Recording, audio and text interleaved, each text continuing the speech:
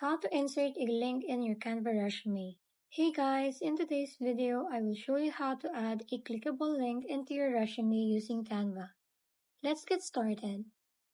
First, start by opening your resume design in Canva. If you haven't created one yet, just search for resume template and pick the one you like. So, for this example, I will use a ready-made template. And once your file is open, zoom into the section where you want to place your link. Decide where the link should go, either by creating a new text box or using one that was already there. For this walkthrough, I will use what's in this template already.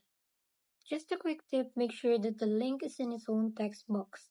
It's simpler that way, since Canva doesn't handle linking single words inside long paragraphs very well. Next, click on the text box, then go to the top right and click on the three-dot more icon and select the link. In the field that appears, type or paste your link. So for this example, I will use www.google.com. Just type in the link or paste.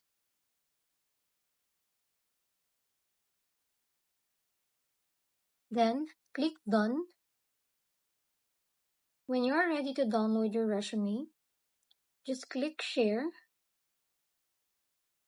then click Download. And make sure to select PDF Standard. Don't download it as an image file like PNG or JPEG. The link won't work in those formats. Then, click Download. Once the PDF is downloaded, open it.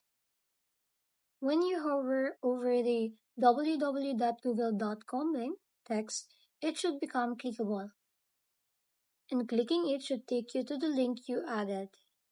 And that's it. That's how you add a working link to your Canva resume. If this video helped you, don't forget to like and subscribe for more helpful tutorials.